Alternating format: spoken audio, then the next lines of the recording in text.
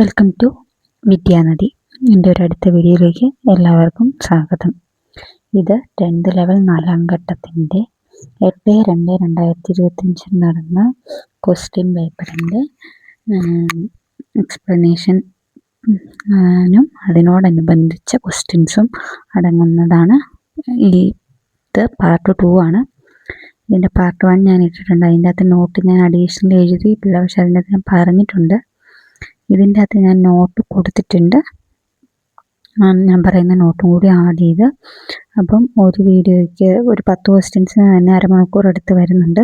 അതുകൊണ്ട് 10 ക്വസ്റ്റ്യൻസ് ആയിട്ടാണ് ഞാൻ ഇടുന്നത്. പക്ഷേ ഈ വീഡിയോ കാണുന്നത് കൊണ്ട് നിങ്ങൾക്ക് ഉപകാരമേ ഉണ്ടാവുകയുള്ളൂ. ഞാൻ ഉറപ്പ് പറയുന്നു. ഈ ഒരു 10 പാർട്ട് നിങ്ങൾ കാണുമ്പോഴത്തേനും നിങ്ങൾക്കൊരു 500-600 ക്വസ്റ്റ്യൻസോളം നിങ്ങൾ പഠിക്കും. ഓരോ പോർഷനായിട്ട് പഠിക്കുന്നതിലും കൂടുതൽ നിങ്ങൾ പഠിക്കുമെന്ന് എനിക്ക് ഉറപ്പുണ്ട്.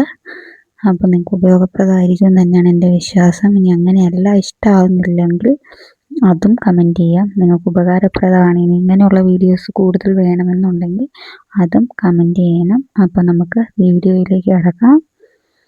11ാമത്തെ ക്വസ്റ്റ്യൻ. സിന്ധു നദിയുടെ പോഷക നദികൾ താഴെ കൊടുത്തിരിക്കുന്നതിൽ ശരിയായത് ഏത്? സിന്ധു നദിയുടെ പോഷക നദികൾ താഴെ കൊടുത്തിരിക്കുന്നതിൽ ശരിയായത് ഏത്? A. Jhelum, Chenab, Ravi, Beas, Sutlej. A. Jhelum, Chenab, Ravi, Beas, Sutlej. B. Jhelum, Chenab, Kosi, Beas, Sutlej. C. Jhelum, Chenab, Ravi, Teesta, Sutlej.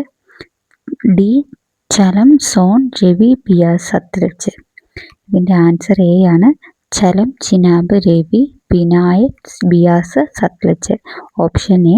ചലം, Chenab, Ravi, Beas, Sutlej. ഇതാണ് സിന്ധു നദിയുടെ പോഷക നദികൾ. ചലം, ചിനാബ്, രവി, ബിയാസ്, സത്ലജ്.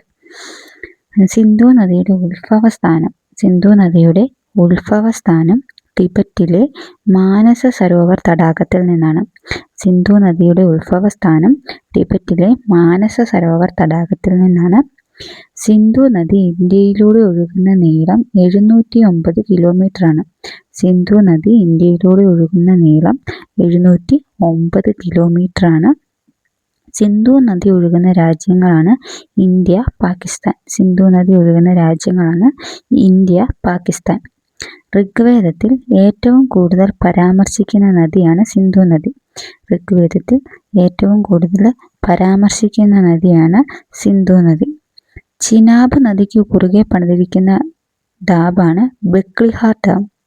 ചിനാബ് നദിക്ക് കുറുകെ പണിതിരിക്കുന്ന ഡാമാണ് ബക്ലിഹാർ ഡാം. സിന്ധു നദീതീരത്തെ ഏറ്റവും വലിയ നഗരം കറാച്ചിയാണ്. സിന്ധു നദീതീരത്തെ ഏറ്റവും വലിയ നഗരം കറാച്ചി. ഇന്ത്യയിൽ ഗിരികന്ധരങ്ങൾ സൃഷ്ടിക്കുന്ന നദി സിന്ധു ആണ്. ഇന്ത്യയിൽ ഗിരികന്ധരങ്ങൾ സൃഷ്ടിക്കുന്ന നദി സിന്ധു. സിന്ധുവിൻ്റെ ഏറ്റവും വലിയ പോഷക നദി ചിനാബ്. സിന്ധുവിൻ്റെ ഏറ്റവും വലിയ പോഷക നദി ചിനാബ്. സിന്ധു നദീജല കരാറിൽ ഒപ്പുവെച്ച രാജ്യങ്ങൾ ഇന്ത്യ, പാകിസ്ഥാൻ. സിന്ധു നദീജല കരാറിൽ ഒപ്പുവെച്ച രാജ്യങ്ങൾ സിന്ധു, ഇന്ത്യ, പാകിസ്ഥാൻ 1960.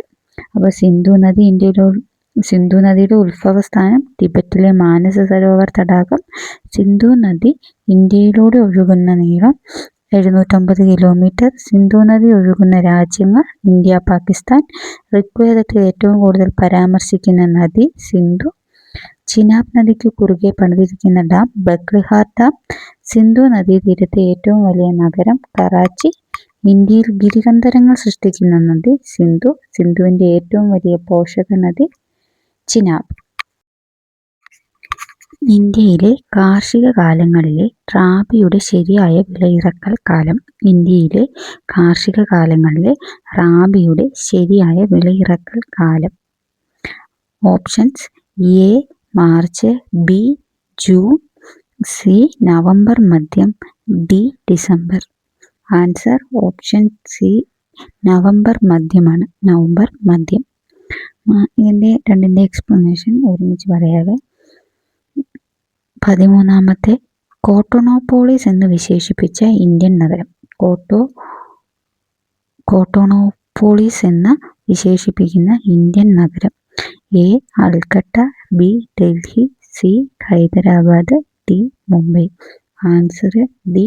മുംബൈ. ഇന്ത്യയിലെ കാർഷിക കാലങ്ങളെ റാബിയുടെ ശരിയായ വിളയിറക്കൽ കാലം നവംബർ മധ്യവും കോട്ടോണോപോളിസ് എന്ന് വിശേഷിപ്പിക്കുന്ന ഇന്ത്യൻ നഗരം മുംബൈയും.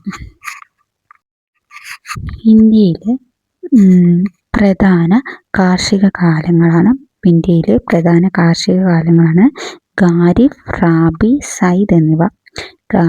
റാബി, സയ്ദ് എന്നിവ. അപ്പം നമ്മളോട് ഇവിടെ ചോദിച്ചേക്കുന്നത് റാബിയുടെ വിളവെടുപ്പ് കാലം എപ്പോഴാണെന്നാണ്. അതിൻ്റെ ആൻസർ നവംബർ മധ്യമാണ്. അപ്പോൾ ഇന്ത്യയിലെ പ്രധാന കാർഷിക കാലങ്ങൾ എന്ന് പറയുന്നത് ഖാരിഫ്, റാബി, സയ്ദ് എന്നിവയാണ്. തെക്ക് പടിഞ്ഞാറൻ വർഷകാലത്തോടെ ആരംഭിക്കുന്ന വിളകളാണ് ഖാരിഫ്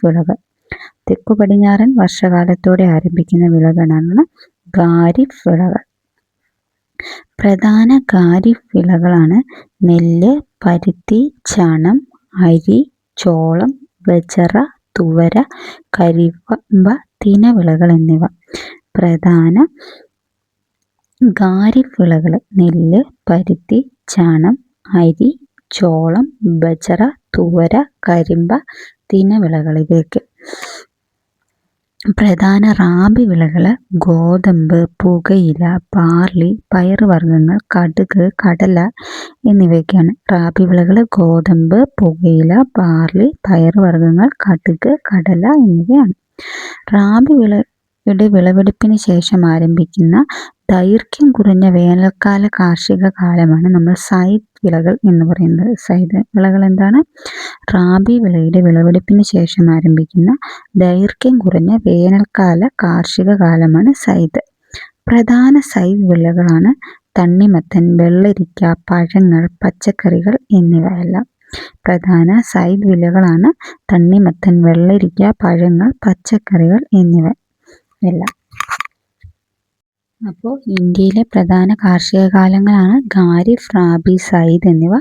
തെക്ക് പടിഞ്ഞാറൻ വർഷക്കാലത്തോടെ ആരംഭിക്കുന്ന വിളകളാണ് ഖാരിഫ് വിളകൾ. പ്രധാന ഖാരിഫ് വിളകളാണ് നെല്ല്, പരുത്തി, ചണം, അരി, ചോളം, ബജറ, തുവര, കരിമ്പ, തിനവിളകൾ എന്നിവ. പ്രധാന റാബി വിളകളാണ് ഗോതമ്പ്, പുകയില, ബാർലി, പയറുവർഗ്ഗങ്ങൾ, കടുക്, കടല എന്നിവ. റാബി വിളയുടെ വിളവെടുപ്പിന് ശേഷം ആരംഭിക്കുന്ന ദൈർഘ്യം കുറഞ്ഞ വേനൽക്കാല കാർഷിക കാലമാണ് സയ്ദ്. സയ്ദ് വിളകൾ തണ്ണിമത്തൻ, വെള്ളരിക്ക, പഴങ്ങൾ, പച്ചക്കറികൾ എന്നിവയാണ്. കേന്ദ്ര പുകയില ഗവേഷണ കേന്ദ്രം ആന്ധ്രാപ്രദേശിലെ രാജമുദ്രിയാണ്. കേന്ദ്ര ഉരുളക്കിഴങ്ങ് ഗവേഷണ കേന്ദ്രം ഹിമാചൽ പ്രദേശിലെ ഷിംലയാണ്. കേന്ദ്ര ഉരുളക്കിഴങ്ങ് ഗവേഷണ കേന്ദ്രം ഹിമാചൽ പ്രദേശിലെ ഷിംലയാണ്. അടുത്ത ക്വസ്റ്റ്യൻ ആയിരുന്നു 13ാമത്തെ ക്വസ്റ്റ്യൻ എന്തായിരുന്നു? ഓർക്കുന്നുണ്ടോ? 13ാമത്തെ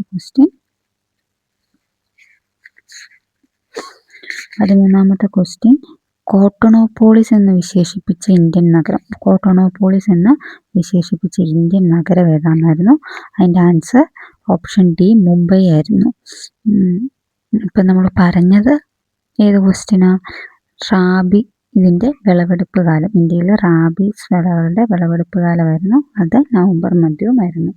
അപ്പോൾ 13ാമത്തെ, ലോകത്തെ ഏറ്റവും കൂടുതൽ പരുത്തി ഉൽപ്പാദിപ്പിക്കുന്ന രാജ്യമാണ് ഇന്ത്യ. ലോകത്ത് ഏറ്റവും കൂടുതൽ പരുത്തി ഉൽപ്പാദിപ്പിക്കുന്ന രാജ്യമാണ് ഇന്ത്യ.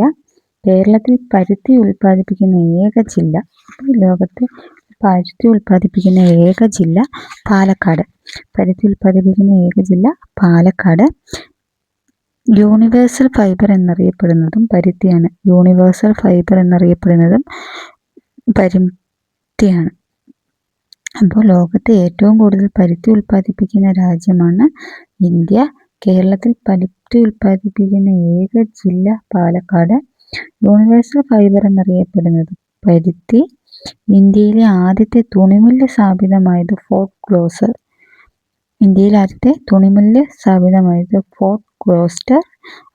കൊൽക്കത്ത 1818. ഇന്ത്യയിൽ ഡെനിം സിറ്റി എന്നറിയപ്പെടുന്നത് അഹമ്മദാബാദ്. ചണം കയറ്റുമതി ഏറ്റവും കൂടുതൽ നടക്കുന്ന ഇന്ത്യൻ തുറമുഖം കൊൽക്കത്ത. ചണം കയറ്റുമതി ഏറ്റവും കൂടുതൽ നടക്കുന്ന ഇന്ത്യൻ തുറമുഖം കൊൽക്കത്ത. ഇന്ത്യയിലെ ആദ്യത്തെ ചണമില്ല് റിഷ്ര 1885 പശ്ചിമ ബംഗാളിൽ തുടങ്ങിയ റിഷ്രയാണ് ഇന്ത്യയിലെ ആദ്യത്തെ ചണമില്ല്. അപ്പോൾ ലോകത്തെ ഏറ്റവും കൂടുതൽ പരുത്തി ഉൽപ്പാദിപ്പിക്കുന്ന രാജ്യം ഇന്ത്യ. കേരളത്തിൽ പരുത്തി ഉൽപ്പാദിപ്പിക്കുന്ന ഏക ജില്ല പാലക്കാട്. യൂണിവേഴ്സൽ ഫൈബർ എന്നറിയപ്പെടുന്നത് പരുത്തി. ഇന്ത്യയിലെ ആദ്യത്തെ തുണിമിൽ സ്ഥാപിതമായത് ഫോർട്ട് ഗ്ലോസർ കൊൽക്കത്ത. ഇന്ത്യയിലെ ഡെനിം സിറ്റി എന്നറിയപ്പെടുന്നത് അഹമ്മദാബാദ്. ചണം കയറ്റുമതി ഏറ്റവും കൂടുതൽ നടക്കുന്ന ഇന്ത്യൻ തുറമുഖം കൊൽക്കത്ത. ഇന്ത്യയിലെ ആദ്യത്തെ ചണമില്ല് റിസ്ര 1855 പശ്ചിമ ബംഗാൾ. പിന്നെ രണ്ടെണ്ണം കൂടി പിന്നെ പറയാതെ ഞാൻ നോട്ടിൽ ആഡ് ചെയ്തിട്ടില്ല, എന്നാലും പറയാം. ഇന്ത്യയിൽ ഇരുമ്പുരുക്ക് വ്യവസായത്തിന് തുടക്കം കുറിച്ച പ്രദേശം പോർട്ടോ നോവ, തമിഴ്നാട്ടിലെ 1830. ഇന്ത്യയിൽ ഇരുമ്പുരുക്ക് വ്യവസായത്തിന് തുടക്കം കുറിച്ച പ്രദേശമാണ് Porto Novo. Bureau of Indian standards BIS 1987 April 1 ന്യൂഡൽഹിയിൽ തുടങ്ങി. അടുത്ത ക്വസ്റ്റ്യൻ 14. 1959 ജർമ്മനിയുടെ സാങ്കേതിക സഹായത്തോടെ സ്ഥാപിതമായ ഇന്ത്യയിലെ ഇരുമ്പുരുക്ക് ശാല ഏത്? 1959 ജർമ്മനിയുടെ സാങ്കേതിക സഹായത്തോടെ സ്ഥാപിതമായ ഇന്ത്യയിലെ ഇരുമ്പുരുക്ക് ശാല. Hindustan Steel Limited Bhilai. A. Hindustan Steel Limited Bhilai. B. Hindustan Steel Limited Rourkela. C. Hindustan Steel Limited Durgapur. D. Hindustan Steel Limited Bokaro. Answer B. Hindustan Steel Limited Rourkela. Answer Hindustan Steel Limited Rourkela. അപ്പോൾ 1959 ജർമ്മനിയുടെ സാങ്കേതിക സഹായത്തോടെ സ്ഥാപിതമായ ഇന്ത്യയിലെ ഇരുമ്പുരുക്ക് ശാലയാണ് Hindustan Steel Limited Rourkela. Steel city എന്നറിയപ്പെടുന്ന ഇന്ത്യൻ നഗരമാണ് ജംഷഡ്പൂർ. സ്റ്റീൽ സിറ്റി എന്നറിയപ്പെടുന്ന ഇന്ത്യൻ നഗരം ജംഷഡ്പൂർ. സ്വകാര്യ മേഖലയിലെ ഏറ്റവും വലിയ സ്റ്റീൽ പ്ലാന്റാണ് Tata iron and steel plant TISCO. സ്വകാര്യ മേഖലയിലെ ഏറ്റവും വലിയ സ്റ്റീൽ പ്ലാന്റാണ് Tata iron and steel plant TISCO. രണ്ടാം പഞ്ചവത്സര കാലത്ത് നിലവിൽ വന്ന വൻകിട ഇരുമ്പുരുക്ക് ശാലകളാണ് റൂർക്കേല, ദുർഗാപൂർ, ഭിലായ് എന്നിവ. രണ്ടാം പഞ്ചവത്സര കാലത്ത് നിലവിൽ വന്ന വൻകിട ഇരുമ്പുരുക്ക് ശാലകളാണ് റൂർക്കേല, ദുർഗാപൂർ, ഭിലായ് എന്നിവ. ഇന്ത്യയിലെ ഏറ്റവും വലിയ സ്റ്റീൽ പ്ലാന്റാണ് ബൊക്കാറോ. 1964 നിലവിൽ വന്ന ബൊക്കാറോ ആണ് ഇന്ത്യയിലെ ഏറ്റവും വലിയ സ്റ്റീൽ പ്ലാന്റ്. 1959 നിലവിൽ വന്ന പ്രധാന ഇരുമ്പുരുക്ക് ശാലയാണ് റൂർക്കേല. 1959 നിലവിൽ വന്ന പ്രധാന ഇരുമ്പുരുക്ക് ശാലയാണ് റൂർക്കേല. ബ്രിട്ടന്റെ സാങ്കേതിക സഹായത്തോടെ നിലവിൽ വന്ന ഇരുമ്പുരുക്ക് ശാലയാണ് ദുർഗാപൂർ. ബ്രിട്ടന്റെ സഹായത്തോടെ നിലവിൽ വന്ന ഇരുമ്പുരുക്ക് ശാലയാണ് ദുർഗാപൂർ.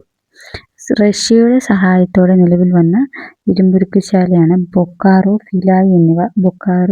ഭിലായ് എന്നിവ റഷ്യയുടെ സഹായത്തോടെ വന്ന ഇരുമ്പുരുക്ക് ശാലകളാണ്. ദക്ഷിണേന്ത്യയിലെ ആദ്യത്തെ ഇരുമ്പുരുക്ക് വ്യവസായശാലയാണ് വിശ്വേശ്വരയ്യ സ്റ്റീൽ പ്ലാന്റ്. ദക്ഷിണേന്ത്യയിലെ ആദ്യത്തെ ഇരുമ്പുരുക്ക് വ്യവസായശാലയാണ് വിശ്വേശ്വരയ്യ സ്റ്റീൽ പ്ലാന്റ്. അപ്പോൾ സ്റ്റീൽ സിറ്റി എന്നറിയപ്പെടുന്ന ഇന്ത്യൻ നഗരം ജംഷഡ്പൂർ. സ്വകാര്യ മേഖലയിലെ ഏറ്റവും വലിയ steel plant Tata iron and steel plant TISCO. രണ്ടാം പഞ്ചവത്സരക്കാലത്ത് നിലവിൽ വന്ന വൻകിട ഇരുമ്പുരുക്ക് ശാലകൾ റൂർക്കേല, ദുർഗാപൂർ, ഭിലായ് എന്നിവ. ഇന്ത്യയിലെ ഏറ്റവും വലിയ സ്റ്റീൽ പ്ലാന്റ് ബൊക്കാറോ 1964. 1959 നിലവിൽ വന്ന പ്രധാന ഇരുമ്പുരുക്ക് ശാല റൂർക്കേല. ബ്രിട്ടന്റെ സഹായത്തോടെ നിലവിൽ വന്ന പ്രധാന ഇരുമ്പുരുക്ക് ശാല ദുർഗാപൂറും റഷ്യയുടെ സഹായത്തോടെ നിലവിൽ വന്ന പ്രധാന ഇരുമ്പുരുക്ക് ശാല ബൊക്കാറോയും ഭിലായും. ദക്ഷിണേന്ത്യയിലെ ആദ്യത്തെ ഇരുമ്പുരുക്ക് വ്യവസായശാലയാണ് വിശ്വേശ്വരയ്യ സ്റ്റീൽ പ്ലാന്റ്. അടുത്ത ക്വസ്റ്റ്യൻ 16. ക്വസ്റ്റ്യൻ അടുത്ത അടുത്ത ക്വസ്റ്റ്യൻ 15. 15ാമത്തെയാണ്. ഇന്ത്യയിലെ 6 വരിപ്പാതകളായ സൂപ്പർ ഹൈവേകളെ ചേർത്ത് സുവർണ ചതുഷ്കോണം സൂപ്പർ ഹൈവേ എന്ന് പേര് നൽകിയിട്ടുള്ള റോഡ് ഏതെല്ലാം നഗരങ്ങളെ തമ്മിൽ ബന്ധിക്കുന്നു?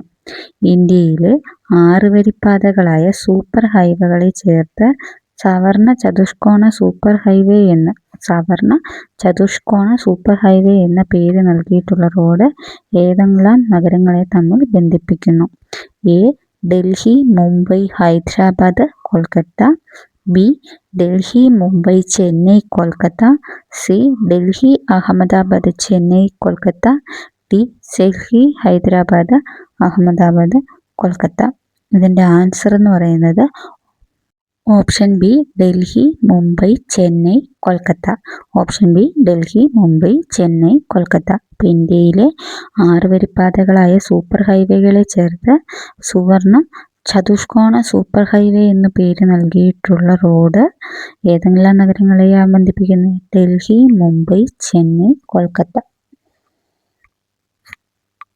ഇന്ത്യയിൽ ദേശീയപാതകളുടെ നിർമ്മാണവും അറ്റകുറ്റപ്പണികളും നിർവഹിക്കുന്നത് national highway authority of India. ഇന്ത്യയിൽ ദേശീയപാതകളുടെ നിർമ്മാണവും അറ്റകുറ്റപ്പണികളും നിർവഹിക്കുന്നത് national highway authority of India (NHAI). ഇന്ത്യയിലെ പ്രധാനപ്പെട്ട ദേശീയപാതകളുടെ നവീകരണത്തിനായി ആരംഭിച്ച പദ്ധതിയാണ് നാഷണൽ ഹൈവേ ഡെവലപ്മെന്റ് പ്രൊജക്റ്റ്. ഇന്ത്യയിലെ പ്രധാനപ്പെട്ട ദേശീയപാതകളുടെ നവീകരണത്തിനായി ആരംഭിച്ച പദ്ധതിയാണ് നാഷണൽ ഹൈവേ ഡെവലപ്മെന്റ് പ്രൊജക്റ്റ് 1998.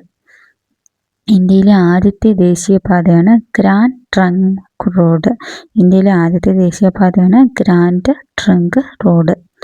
ചെറു തുറമുഖങ്ങളെ ഉൾപ്പെടെ ബന്ധിച്ചുകൊണ്ട് തീരദേശ അതിർത്തി പ്രദേശങ്ങളിലൂടെയുള്ള സംസ്ഥാന റോഡുകളുടെ വികസനം ലക്ഷ്യമാക്കുന്ന പദ്ധതിയാണ് ഭാരത്മാല. ചെറു തുറമുഖങ്ങളെ ഉൾപ്പെടെ ബന്ധിപ്പിച്ചുകൊണ്ട് തീരദേശ അതിർത്തി പ്രദേശങ്ങളിലൂടെ സംസ്ഥാന റോഡുകളുടെ വികസനം ലക്ഷ്യമാക്കുന്ന പദ്ധതിയാണ് ഭാരത്മാല. സംസ്ഥാനങ്ങളിൽ ഗ്രാമീണ മേഖലയിലെ റോഡ് വികസനം ലക്ഷ്യമാക്കിക്കൊണ്ടുള്ള കേന്ദ്ര സർക്കാരിൻ്റെ പദ്ധതിയാണ് പ്രധാനമന്ത്രി ഗ്രാമീണ സഡക് യോജന. സംസ്ഥാനങ്ങളിൽ ഗ്രാമീണ മേഖലയിലെ റോഡ് വികസനം ലക്ഷ്യമിട്ടുകൊണ്ടുള്ള കേന്ദ്ര സർക്കാരിൻ്റെ പദ്ധതിയാണ് പ്രധാനമന്ത്രി ഗ്രാമീണ സഡക് യോജന. 2000 ഡിസംബർ 25 നിലവിൽ വന്നത്. സുവർണ ചതുഷ്കോണം പദ്ധതി ആരംഭിച്ച വർഷം 1999 ജനുവരി 6. ഇന്ത്യയിലെ ആദ്യത്തെ എക്സ്പ്രസ് ഹൈവേ മുംബൈ-പൂനെ എക്സ്പ്രസ് വേ. ഇന്ത്യയിലെ ആദ്യത്തെ എക്സ്പ്രസ് ഹൈവേ മുംബൈ-പൂനെ എക്സ്പ്രസ് വേ. അപ്പോൾ ഇന്ത്യയിൽ ദേശീയപാതകളുടെ നിർമ്മാണവും അറ്റകുറ്റപ്പണികളും നിർവഹിക്കുന്നത് national highway authority of India (NHAI). ഇന്ത്യയിലെ പ്രധാനപ്പെട്ട ദേശീയപാതകളുടെ നവീകരണത്തിനായി ആരംഭിച്ച പദ്ധതി നാഷണൽ ഹൈവേ ഡെവലപ്മെന്റ് പ്രൊജക്റ്റ് 1998 നിലവിൽ വന്നു. ഇന്ത്യയിലെ ആദ്യത്തെ ദേശീയപാത ഗ്രാൻഡ് ട്രങ്ക് റോഡ്. ചെറു തുറമുഖങ്ങളെ ഉൾപ്പെടെ ബന്ധിച്ചുകൊണ്ട് തീരദേശ അതിർത്തി പ്രദേശങ്ങളിലൂടെയുള്ള സംസ്ഥാന റോഡുകളുടെ വികസനം ലക്ഷ്യമാക്കുന്ന പദ്ധതിയാണ് ഭാരത്മാല.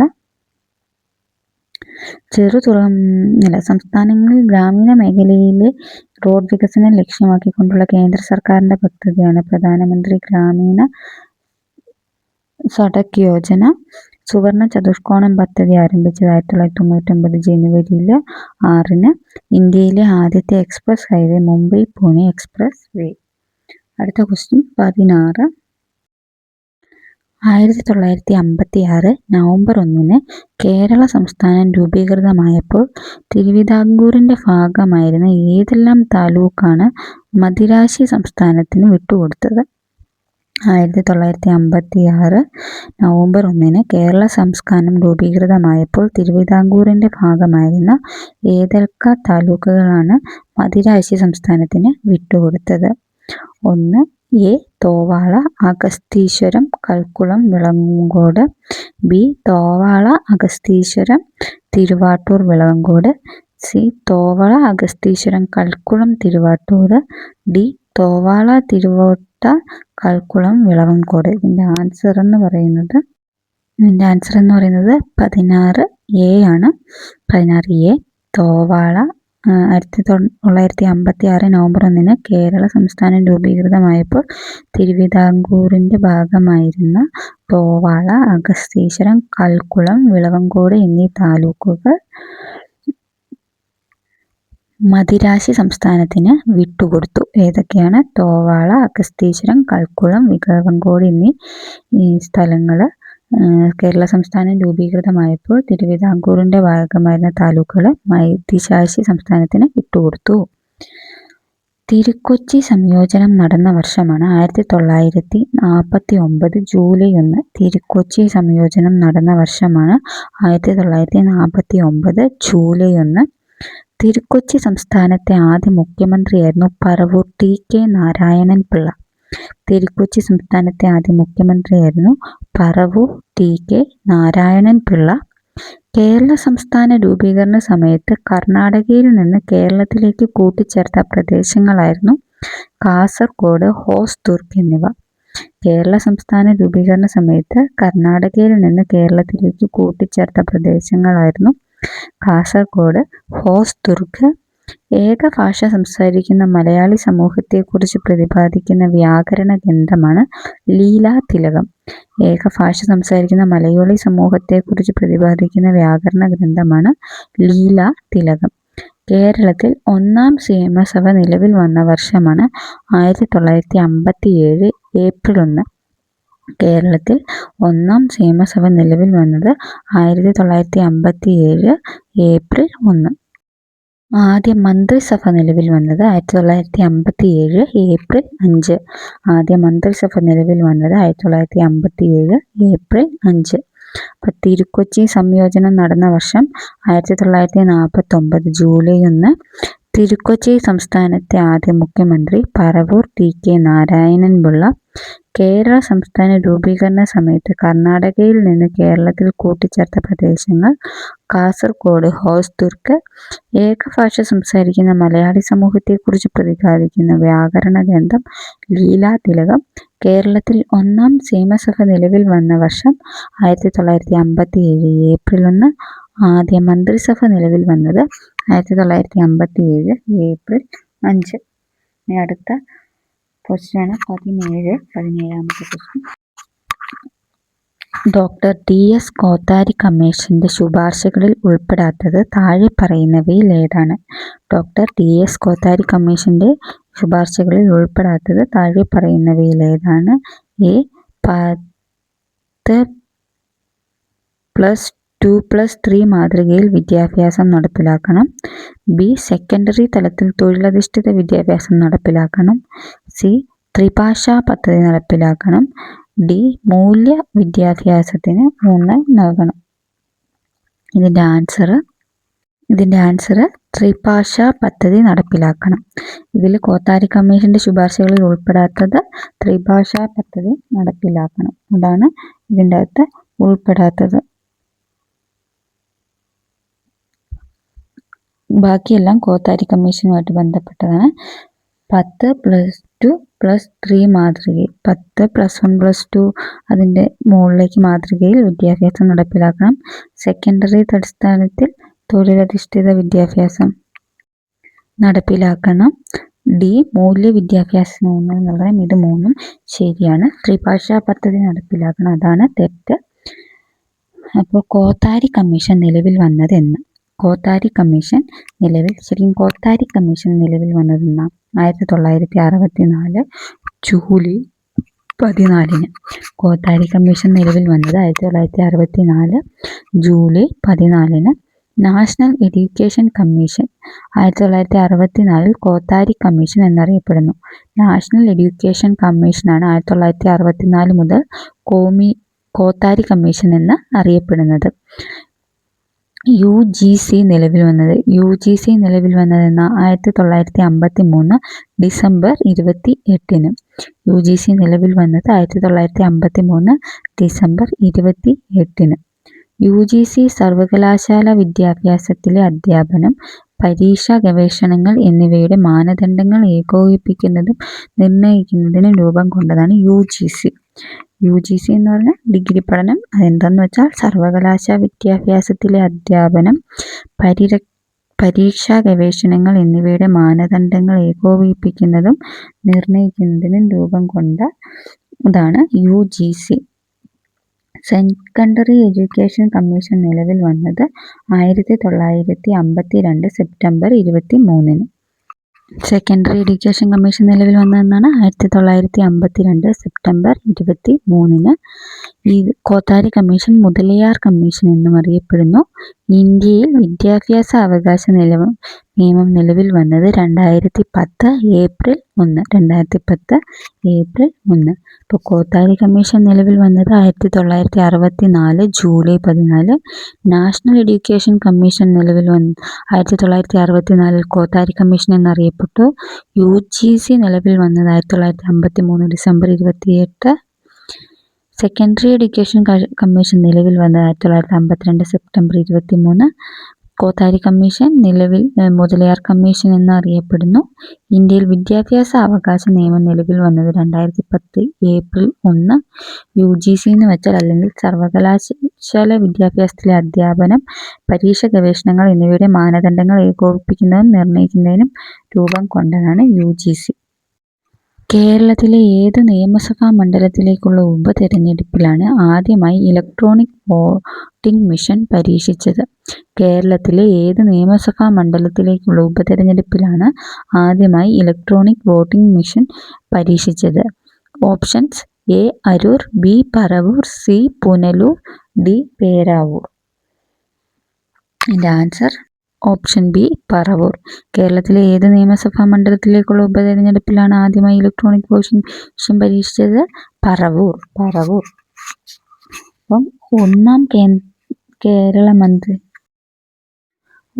കേരള മന്ത്രിസഭയിലെ അംഗങ്ങളുടെ എണ്ണം 11. ഒന്നാം കേരള മന്ത്രിസഭയിലെ അംഗങ്ങളുടെ എണ്ണം 11 ഒന്നാം മന്ത്രിസഭ പിരിച്ചുവിടാൻ കാരണമായ പ്രക്ഷോഭമാണ് 1959 വിമോചന സമരം.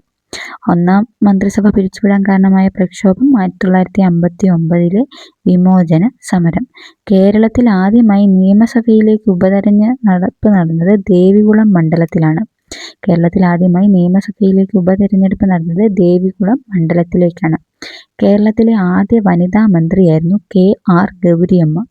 കേരളത്തിലെ ആദ്യ വനിതാ മന്ത്രിയായിരുന്നു KR ഗൗരിയമ്മ. കേരളത്തിലെ ഏറ്റവും ദൈർഘ്യമേറിയ നിയമസഭയാണ് 4ാം നിയമസഭ.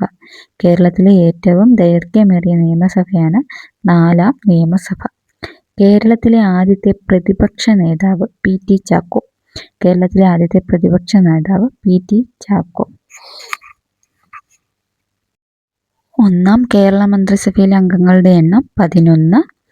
ഒന്നാം മന്ത്രിസഭ പിരിച്ചുവിടാൻ കാരണമായ പ്രക്ഷോഭം വിമോചന സമരം 1959. കേരളത്തിൽ ആദ്യമായി നിയമസഭയിലേക്ക് ഉപതെരഞ്ഞെടുപ്പ് നടന്നത് ദേവികുളം മണ്ഡലത്തില്. കേരളത്തിലെ ആദ്യ വനിതാ മന്ത്രി KR ഗൗരിയമ്മ. കേരളത്തിലെ ഏറ്റവും ദൈർഘ്യമേറിയ നിയമസഭ 4ാം നിയമസഭ. കേരളത്തിലെ ആദ്യത്തെ പ്രതിപക്ഷ നേതാവ് PT ചാക്കോ. എത്ര തവണയാണ് കേരളം രാഷ്ട്രപതി ഭരണത്തിന് കീഴിലായത്? 7 തവണ. കേരളത്തിൽ ആദ്യമായി കാലാവധി പൂർത്തിയാക്കിയ മുഖ്യമന്ത്രി C അച്യുത മേനോൻ. അടുത്ത ക്വസ്റ്റ്യൻ 19ാമത്തെ ക്വസ്റ്റ്യൻ.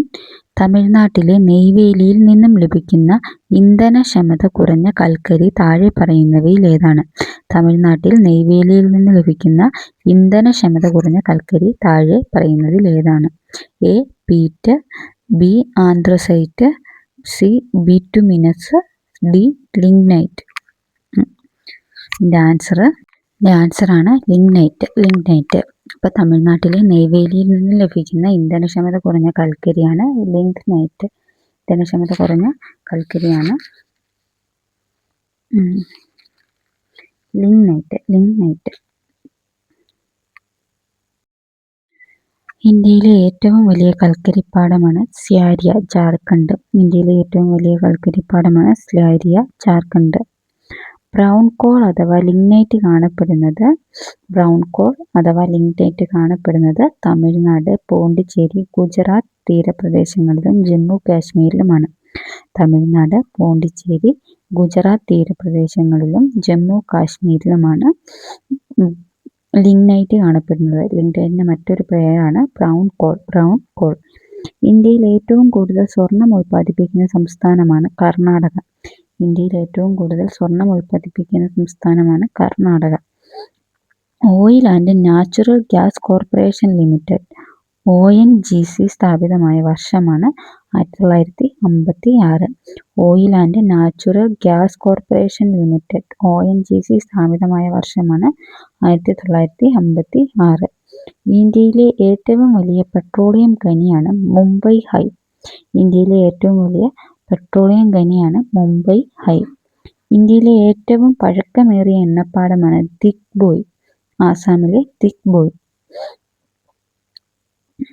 ആണവോർജ ഉൽപാദനത്തിനായി ഉപയോഗിക്കുന്ന പ്രധാന ധാതുക്കളാണ് യുറേനിയം, തോറിയം എന്നിവ. ആണവോർജ ഉൽപാദനത്തിനായി ഉപയോഗിക്കുന്ന പ്രധാന ധാതുക്കളാണ് യുറേനിയം, തോറിയം എന്നിവ. ഇന്ത്യയിലെ ഏറ്റവും വലിയ കൽക്കരി പാടം സ്യാരിയ. ബ്രൗൺ കോൾ അഥവാ ലിഗ്നൈറ്റ് കാണപ്പെടുന്നത് തമിഴ്നാട്, പോണ്ടിച്ചേരി, ഗുജറാത്ത് തീരപ്രദേശങ്ങളിലും ജമ്മു കാശ്മീരിലും. ഇന്ത്യയിൽ ഏറ്റവും കൂടുതൽ സ്വർണം ഉൽപ്പാദിപ്പിക്കുന്ന സംസ്ഥാനം കർണാടക.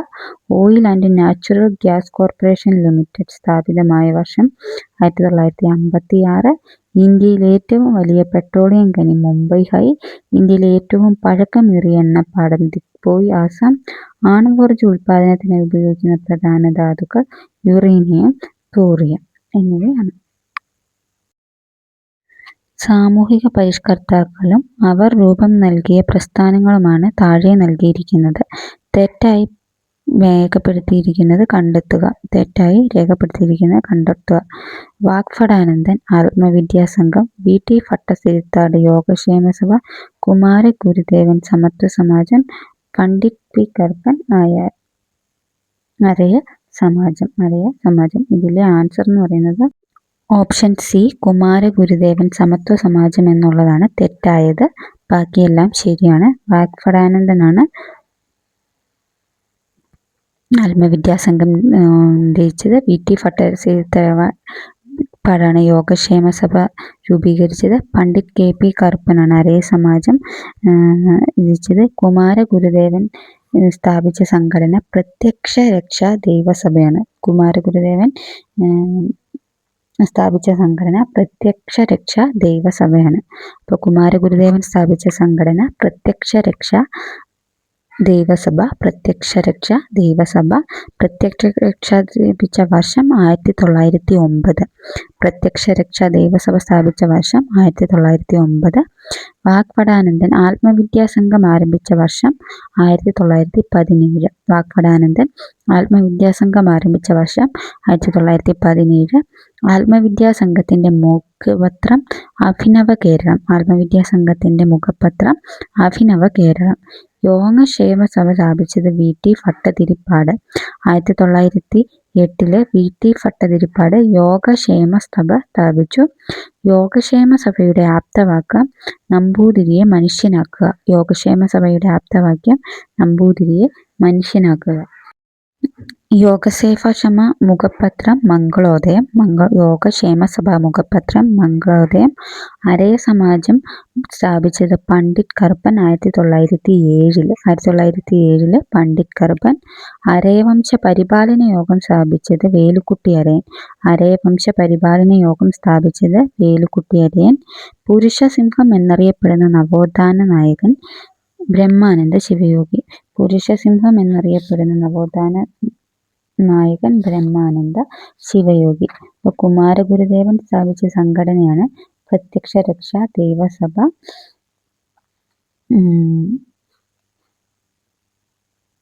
വാഗ്ഭടാനന്ദൻ സ്ഥാപിച്ച സംഘടനയാണ് ആത്മവിദ്യാസംഘം. VT ഭട്ടതിരിപ്പാട് യോഗക്ഷേമ സഭ. പണ്ഡിറ്റ് KP കറുപ്പൻ അരയ സമാജം. പ്രത്യക്ഷ രക്ഷാ ദൈവസഭ സ്ഥാപിച്ച വർഷം 1909. വാഗ്ഭടാനന്ദൻ ആത്മവിദ്യാസംഘം ആരംഭിച്ച വർഷം 1917. ആത്മവിദ്യാസംഘത്തിന്റെ മുഖപത്രം അഭിനവ കേരളം. യോഗക്ഷേമ സഭ സ്ഥാപിച്ചത് യോഗക്ഷേമയുടെ ആപ്തവാക്യം നമ്പൂതിരിയെ മനുഷ്യനാക്ക. യോഗക്ഷേമ സഭയുടെ മുഖപത്രം മംഗളോദയം. അരയ സമാജം 1907 പണ്ഡിറ്റ് കറുപ്പൻ. അരയ വംശ പരിപാലന യോഗം വേലുക്കുട്ടി അരയൻ. പുരുഷസിംഹം എന്നറിയപ്പെടുന്ന നവോത്ഥാന നായകൻ ബ്രഹ്മാനന്ദ ശിവയോഗി. ഇത്രയാണ് 10 ക്വസ്റ്റ്യനിൽ നിന്ന് നിങ്ങൾക്ക് ഒരുപാട് ക്വസ്റ്റ്യൻസ് കിട്ടും. ഉറപ്പായിട്ടും ഈ വീഡിയോ കൊണ്ട് നിങ്ങൾക്ക് യൂസ് ആവും തന്നെയാണ് എൻ്റെ വിശ്വാസം. ഇനി അങ്ങനെയല്ല, എൻ്റെ തോന്നൽ തെറ്റാണെങ്കിൽ അതും പറയണേ. അപ്പോൾ വീഡിയോ കണ്ടവരുണ്ടെങ്കിൽ, ഇഷ്ടപ്പെട്ടവരുണ്ടെങ്കിൽ, ഇഷ്ടപ്പെട്ടത് എന്താ നല്ലതാണെന്നുണ്ടെങ്കിൽ അത് കമൻറ്റ് ചെയ്യുക. അല്ലാത്തവർ അതുണ്ടാവുക ലൈക്ക് ചെയ്യുക. ഇഷ്ടപ്പെട്ടവർ ലൈക്ക് ചെയ്യുക, ഇല്ലാത്തവർ ഡിസ്ലൈക്ക് ചെയ്യുക. കാണാതെ കണ്ടിട്ട് ഇഷ്ടപ്പെട്ടിട്ടുണ്ടെങ്കിൽ, ഉപയോഗപ്രദമാണെന്ന് തോന്നിയിട്ടുണ്ടെങ്കിൽ, സബ്സ്ക്രൈബ് ചെയ്യാത്തവരുണ്ടെങ്കിൽ സബ്സ്ക്രൈബ് ചെയ്യണേ. അപ്പോൾ എല്ലാവർക്കും താങ്ക് യു. അടുത്ത 10 ക്വസ്റ്റ്യനുമായിട്ട് അടുത്ത വീഡിയോയിൽ കാണാം.